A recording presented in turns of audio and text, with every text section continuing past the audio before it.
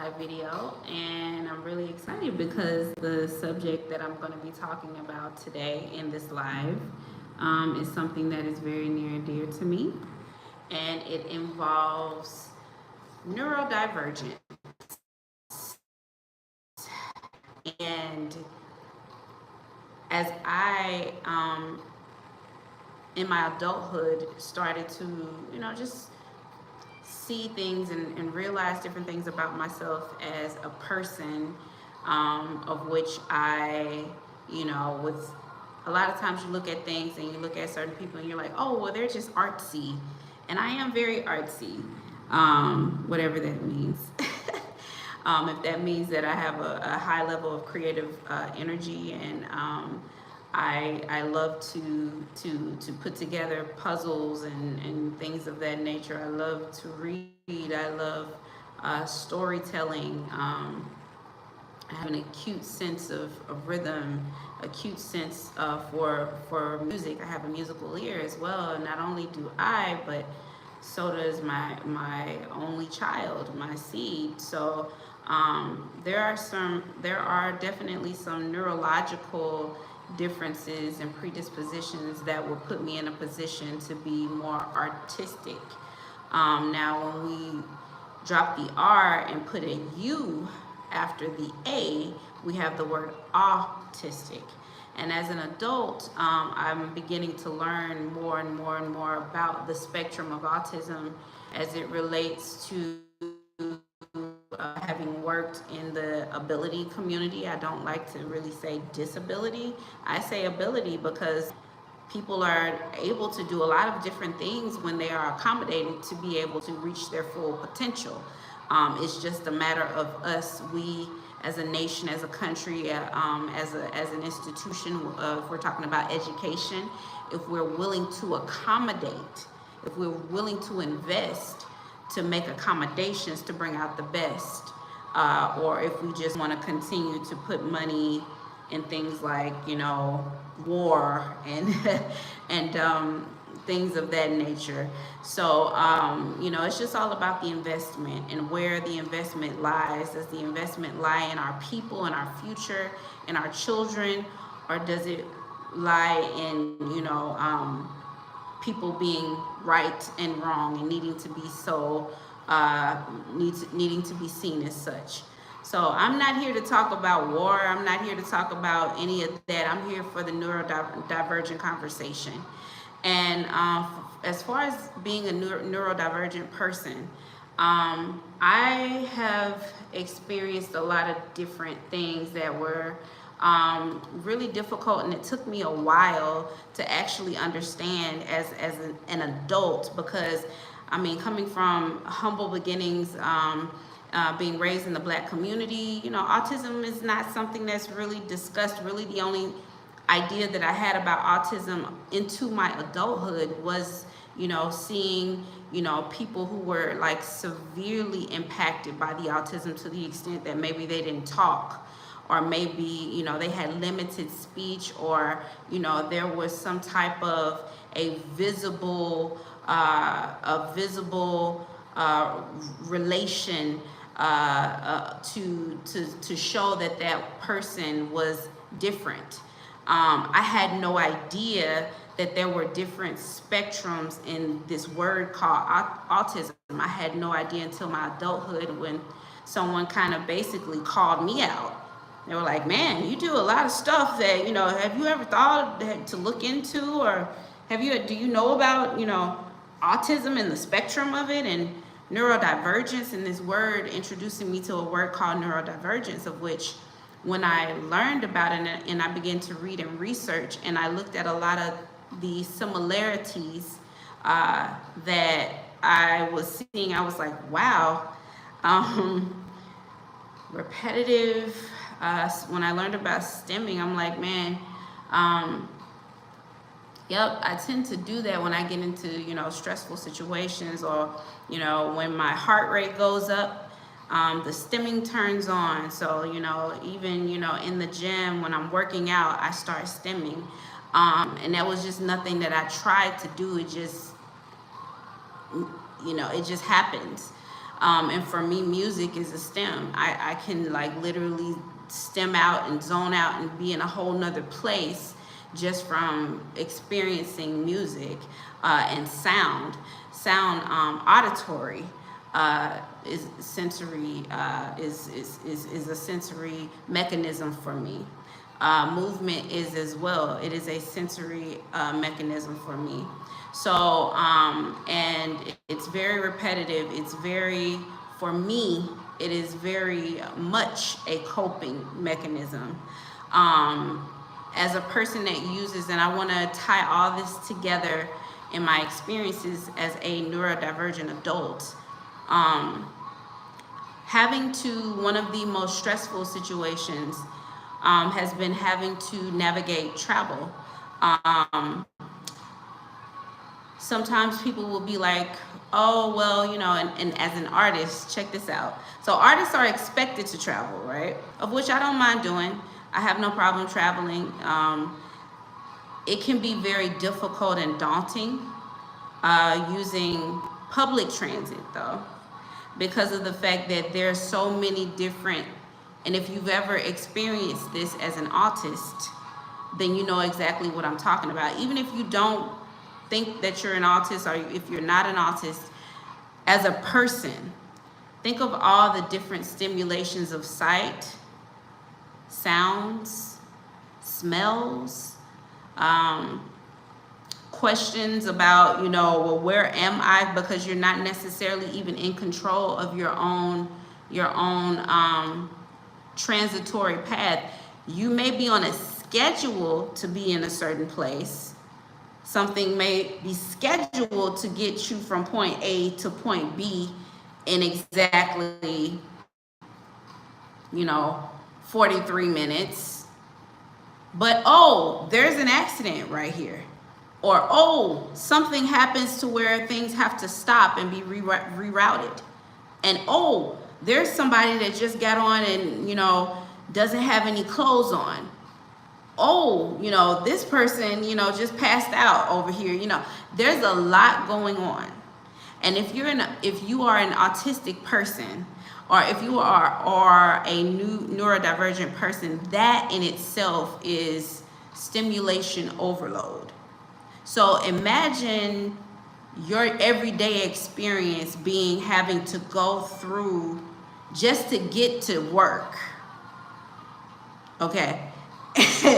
Just to get to your job, just to get to your family, just to get to, you know, your organization, just to get to your business, just to get to your meeting, whatever it is that you need to do. It's very interesting, and I don't think people have this conversation and this understanding enough about how this affects neurodivergent people and ways of which we can protect ourselves. That's really what I want to get to, because yes, I want to make people who don't understand aware, which is why I bring in the example. But I also want to make this not about victimization, because we are not anybody's victim. In fact, point blank, period.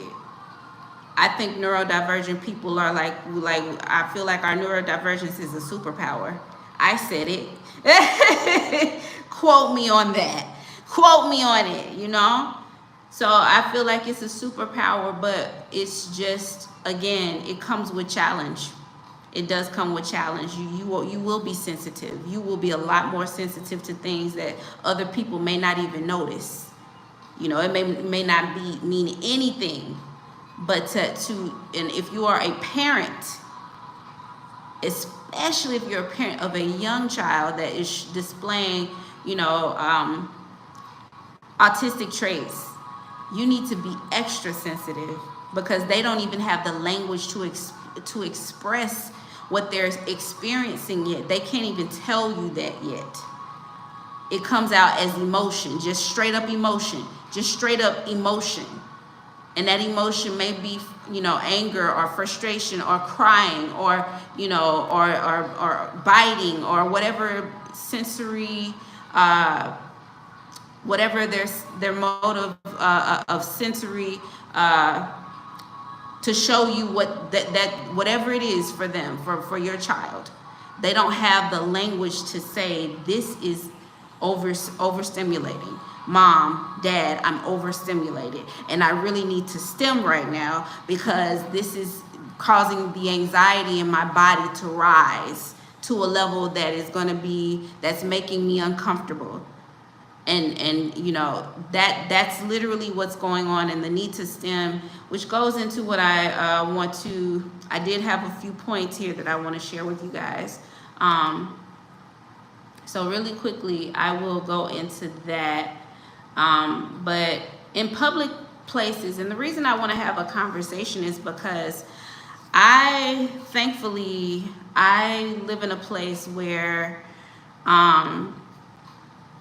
for me, my STEM is a lot of times my time in the gym, or if I have time to be outdoors, I will STEM very unapologetically and openly, like on a jog. I'll be stemming. I don't care who's watching, you know. I'll be, you know, dancing, feeling the beat, doing whatever it is. I will be literally stemming right there in public because of the fact that I feel like we are in 2025, and if we don't protect the right to be seen as, you know, as human beings and respected, even though we may be different, I feel like that's a dangerous place to be.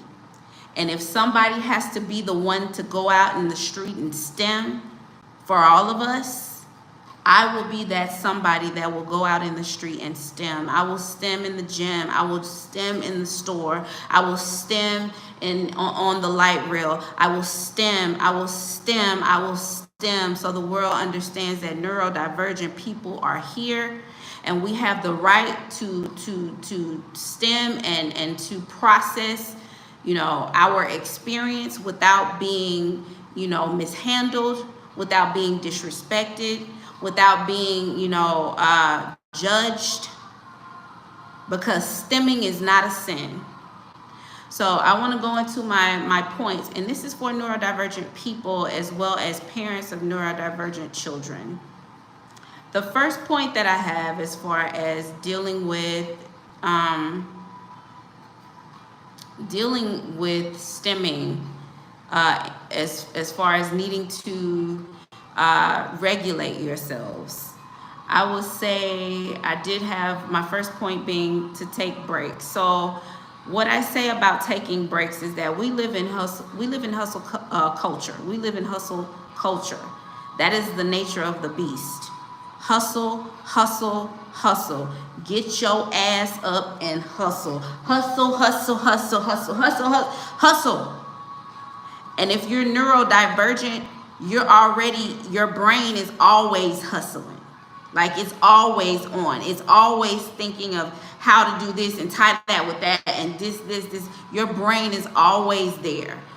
Typically, neurodivergent people are not typically lazy. They're not lazy. It's just that their interest, if you're not within the spectrum of something that they're interested in, then you know, they may not pay as much attention to you or what it is that you're trying to do or what you're saying to them. You've lost their interest. It's somewhere else. They're already gone. You know what I'm saying? And their brain is working, and it's working, and it's working, and maybe they're dancing and moving or doing this or doing that or tapping or whatever it is that they do, because it shows up differently for different people. But whatever it is that they do, maybe they're reading, maybe they're doing something, maybe they're writing, maybe they're, whatever their STEM is, they're moving on, and you're like, oh, well, they don't listen. No, it's not so much that they don't listen, is that they're not interested in what you're saying, you know, or you haven't connected the dots for what you're saying or what you need from them to what it is that they actually hold an interest in. And where their interest in is where they work. That is where they will work. That is where they will not just work, but they will be successful. in the interest is where a neurodivergent person will be successful. Guaranteed they can be fruitful anywhere, but they will be successful in their interest. So neurodivergent people, when we typically, when we're really passionate about something or we're working really hard at something, we can have the tendency to hyper fixate. We can have the tendency to hyper fixate. And what that means is that thing then becomes an area of fixation. So the thing that we were, so passionate about, and now we're working in it, we're moving in it, it can become an area of hyper fixation, which means I don't take a potty break. I don't stop to eat. I don't, consider, the fact that, okay, yeah, I do need to get that much sleep, this much sleep. It's like until it's done, you're going. That's the mind of a neurodivergent person. So very passionate people. But to you, my friend, you must take breaks. And to you, parent, you must incorporate breaks in whatever learning activity you're doing, whatever it is that you're trying to expose your child to. They must be able to take breaks, because if not, even if it's something that they really and truly enjoy, regulate that with breaks. Help them to remember, did you eat? Oh, well, maybe we should put that down and let's go eat first. And we can come back to it. So what we'll do is we'll get to this part right here, and then we gotta go eat. We gotta go take a break and go eat, because, oh man, the most amazing, whatever foods that they like, whatever, man, I have the most, we can make or we can cook together the most amazing pasta or whatever it is, So yes, take breaks. The second point that I have is that you don't owe an explanation for your silence. Dear neurodivergent person, you don't owe an explanation for your silence. You don't owe an explanation when you choose to have no words. Sometimes in the past, I've been guilty of choosing silence for my own processing time sometimes. And it's not because I didn't have a response, but sometimes I needed time to process past my emotion. So there could be something that's going on that triggered me emotionally as well, when I need to make a rational decision. So if I don't speak on it immediately, that's because I'm still processing it emotionally, so I can give you a rational answer. Because if I give you an answer right now, it's gonna be emotions, and it's gonna be driven by my emotions and my passions. And I don't allow, I'm at this stage in my development, I no longer allow my emotions and my passions to drive. They are a part of this, they are part and parcel of this deal, but they don't drive the deal. Let me say that one more time. They are parts and parcel of the deal, but they don't drive the deal. So, dear person out there, hey, if you need silence, if your silence is an answer for right now, let that be it.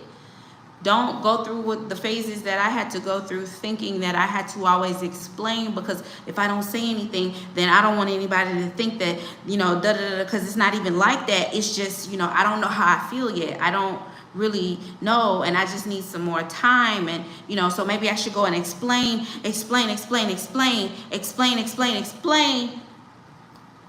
Don't do that. No, just allow your silence. Process. You don't have to always engage. You don't have to always audibly engage. You can find other ways to engage that are just as effective until you are ready to audibly engage and give that logical answer versus the emotional answer. All right, the next point that I have, and as that point relates to children, because I think that the same rule would apply for them as well. Just teaching your children that, they can take breaks from talking as well, letting them know that it is okay. Especially if you have an autistic child, letting them know that taking a break from talking is okay. You don't always have to talk. You don't always have to speak. It's not always a requirement. So letting them know that if they say yes or no to something, they don't always have to follow that up if someone asks why. Why? Because that could lead to being frustrated if you're not able to fully explain, especially as a child, being able to use your words yet to explain your why. Letting them know that yes and no are okay, and they can use less words. They don't have to use more words. You can use your words and say less words. Yes, no, thank you, or no thank you. The next point I have is STEMming is your superpower. STEMming is your superpower. STEMming is your superpower. Transmute the energy until it serves you. STEMming in public places should not be something in 2025 that people are looking at other people at any kind of way at all. Like in 2025, I feel like we've gotten far enough now to where we should look at STEMming as just another part of day-to-day life. If we see a child or an adult STEMming in a public place, I am well beyond shocked anytime I see someone that has something negative to say. I really am shocked. I really do look at people like that and go, kind of like people who get offended by seeing women breastfeeding their children in public. It's that same energy. Or people who want people to be closeted about who they are. It's that same energy. It's like, well, I don't want to see it. You can do it, but just don't do it in front of me. Who are you? Who are you, first of all?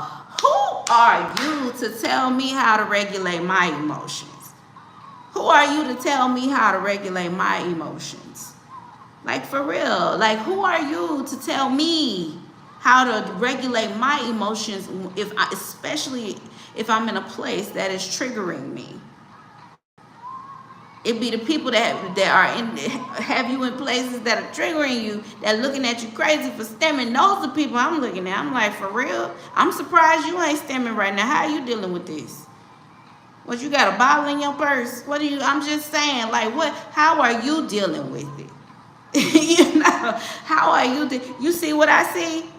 We in the same room, right? Okay, well let me STEM, baby. STEM on. STEM on. So STEMming is your superpower.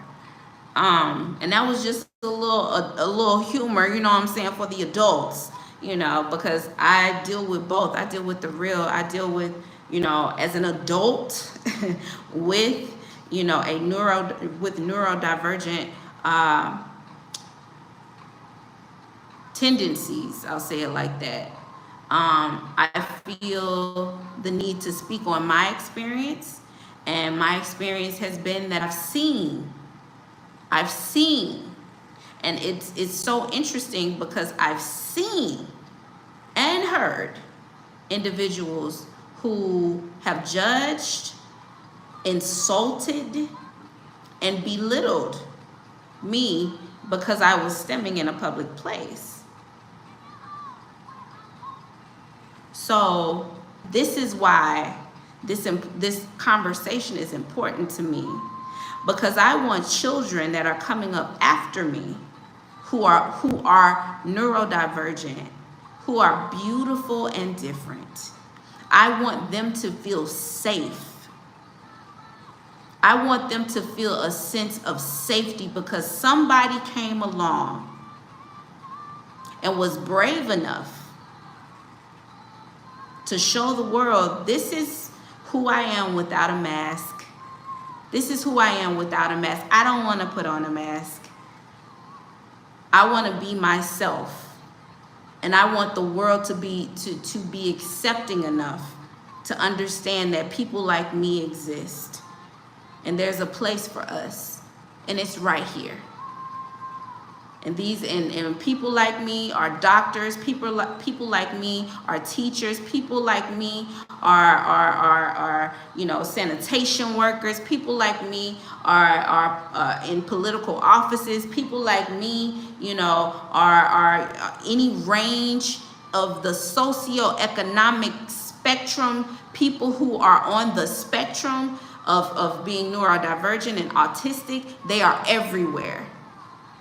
Your best friend may be neurodivergent. Your mama may be a neurodivergent person. Your cousin, your auntie, your niece. So we're not even going to pretend like we aren't everywhere. So stimming is your transmute that. Don't ever feel like you cannot transmute. Don't ever feel like you have to, just have to sit and mask and mask and mask. Meanwhile, you're being exposed to things that have you inside in inner turmoil.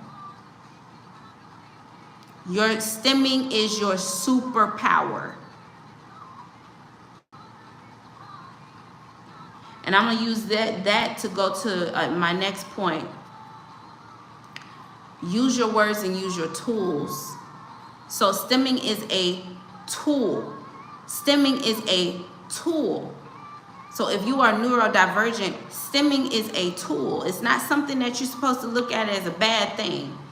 You can't be too ashamed. You can't be too afraid. You can't be too, well, people are gonna, if I only do that at home. I only show that side of myself at home. Okay, well, let me let you know, if you go home and you become a whole nother person when you close the door than you are out in the world, ladies and gentlemen, let me make you aware that you have been masking all day long. You've been masking all day long because you're probably neurodivergent as well. When you go home and the person you are when you come home, you close the door, you lock the door, you take the makeup off, or you take off the suit and tie, and the person when you sit down with yourself, you've been masking. If it's different, you've been masking the entire time. And I dare you to get to know yourself. I dare you to, and really be comfortable with who you are. But use your tools. Stimming is a tool. You can use, there are actual tools like, have fidget spinners and balls and putty and adult coloring books for adults, for children, pretty much the same thing, but on a child's level. So you have coloring books for children. You have, so many different opportunities, weighted vests. And the more, as I said, like working within the ability community, I learned like there are so many different ways and so many different tools, even as simple as the lighting. If you're feeling overstimulated, of course, if you are in a place where you can control the lighting, just bringing the lighting down can make a huge difference in relieving that anxiety. But when you're in a public place, it gets difficult, right? Because you are no longer in control of your environment. You are no longer in the captain's chair of what is going on around you. And you have no, and in some cases, especially for those of us, again, neurodivergent adults, in traveling and, you know, being places or being in settings where we are not in control. That can be difficult. So stemming, if you can stem, stem. Use your tool. Bring the fidget. Put the fidget in the pocket of your $1,000 Armani suit if you need to. Put the fidget, you know, or put the sensory ball, you know, in another room that is adjacent to the meeting room of which you're having this, you know, meeting where you may be required to sit at the head of the table and discuss mergers and different things and profit margins. Put a sensory ball in the adjacent room to where you can take a break. Go in there, use your tool, and come out. So put that there. Also, your tools. Use your tools as far as not just being able to go and in other places, but use your tools in. Don't be afraid to stem openly. Don't be afraid to stem openly. You know, if you are able, if it makes sense. If you're in a place where they're playing music, oh, that song I like is on. Love and happiness make you want to do wrong, do right. Love. So, I mean, using where you are, you know, your environment, what is around you, what can you use? And, you know, this is not just in the event where something negative has happened. The overstimulation could just be from excitement. You know what I'm saying? It could be literally that you are excited to be exactly where you are. It's not necessarily a negative thing. And the same goes with children.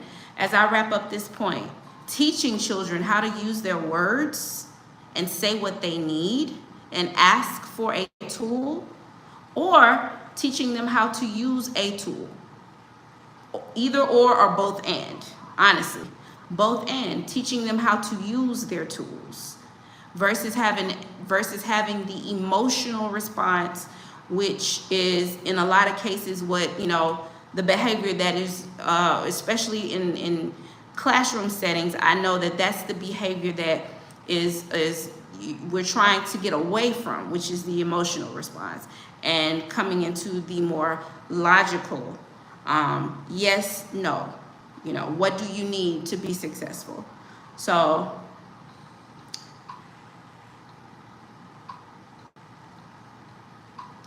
and I want to take a moment right now because I do see some comments that are, I'm going to read them. One is from somebody named Jason Borm. And I just want to say hello to everyone who popped in and waved. Thank you so much, guys. Thank you so much for joining. I see one comment that says, by birth or manipulation. I have no idea what that means or what that's referring to. Does it affect everybody the same or can affect some negatively? I'm not really sure what you're saying right there either, but I'm going to assume you're saying as far as the conversation relates, stemming. So stemming does not affect anyone negatively. The definition of stemming is just a repetitive behavior that people with neurodivergent tendencies use in order to calm themselves and bring themselves, their nervous systems, to a regulatory state. So that is what stemming is, point blank and period. It's a way to regulate yourself, especially when you're being triggered. And then I see you have another comment that says, sounds like witchcraft. So in this conversation, I'm going to see, let's see, can I go ahead and, let's go ahead and I'm gonna have to put you in timeout, sir. So you in timeout. But anyway, I'm not even going to address that last comment. But anyway, so use your words and your tools. And then moving on to the next point that I have, which is that masking. I want to talk about masking. Is masking a good thing or a bad thing?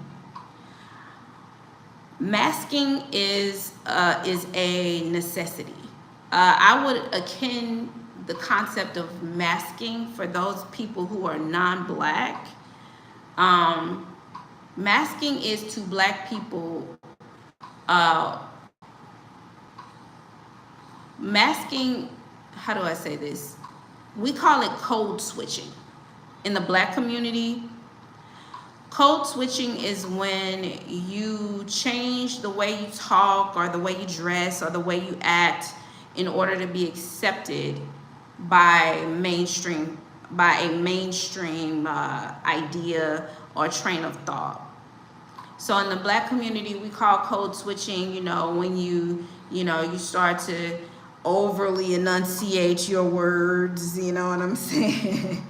when you like overly, and that's something like codes. That's something like masking. So for neurodivergent people, masking is like putting the mask on because you're trying to be accepted by mainstream. Look at that. Look at the intersectionality. Look at the intersectionality of this conversation. And the street that they both meet up on is called being different. Inclusion, diversity. That's where they both intertwine. That is the cross street. But anyway, so masking, it's a mechanism that you will, as a neurodivergent person, you're gonna need to be able to mask. There's nothing wrong. I don't see anything wrong with masking because you need to be relatable. You need to be logical. You do need to be grounded to a degree.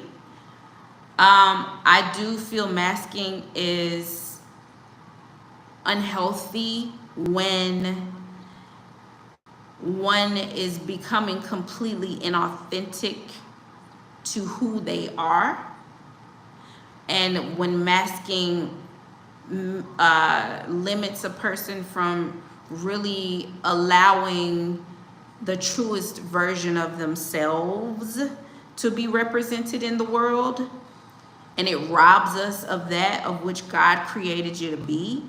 We need that. We need that.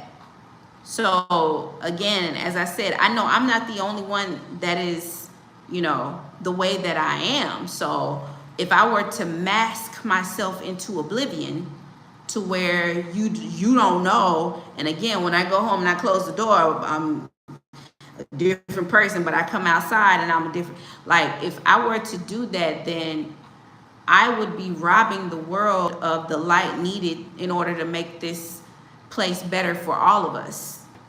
And that's the way I look at masking. That is my personal opinion on it. I don't think it's a bad thing, but it's only a short-term, can I say that it's only a short-term solution to problematic environments?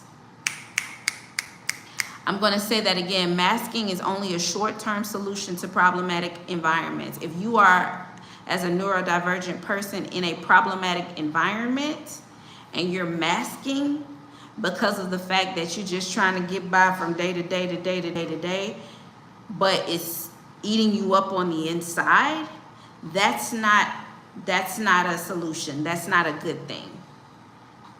You need to be making it your business to figure out how you can elevate and get into a different room and a different space and a different environment where you're no longer required to mask yourself into oblivion, to where you no longer know who you are. So authenticity breaks down barriers. Authenticity breaks down barriers. I'm gonna say that one more time. Authenticity breaks down barriers. Neurodiverse people belong everywhere. I'm here to say it. Neurodiverse people belong everywhere. People who are different belong everywhere. It only makes the world more beautiful. It only makes the world more accessible. It only makes the world better and work better when everybody is allowed to be great in the ways that they were designed to be great. All right. And the same goes for parents of small children. Teaching your child how to, to mask and to cover them in different masks. Oh, well, you'll be, let's go play this sport, or let's go, do this thing, or this interest, or this, that, or this, or whatever it is that if you are a parent that is trying to etch your child away from who and what they are naturally, innately showing you through what they're doing, where their gift is or where their interest is, you want to try to bait them away with something different. That's trying to mask who they are. And masking them for life and trying to set them up with a mask for life is only honestly hurting them in more ways than you will ever understand. Because when they become an adult, they're going to have to go through a long and tedious journey of undoing all the masking that they've done their entire life in order for them to really have a sense of self. And until they have a sense of self, they will be privy to be, manipulated into thinking who they are, thinking this is who I am. It's in situations where I think this is who I am, but I'm not really sure because I've never had the opportunity to really get to know myself because I've worn masks my whole life. I've been masked my whole life. So I don't recommend masking at all. At all. I recommend really and truly listening to your children. Really and truly trying to understand your children in the way that they think. And to really understand their interests and to appreciate their authenticity. Respectful authenticity. Of course, respectful. Of course, respectful, but authenticity nonetheless. And neurodiverse people belong everywhere. That's it. So that's what I got for you guys today. Thank you so much for joining me today. I feel so empowered, and I just want to pass that empowerment to you today. And if you are a neurodiverse person, or if you love a neurodiverse person, please share this video with them to encourage them along their journey, whether they be a child or whether they be an adult. This information, is great information that will take them a long, long, long way. And never forget, your stemming is your superpower. Don't be afraid to be who you are. All right, I'll talk to you guys later. Bye.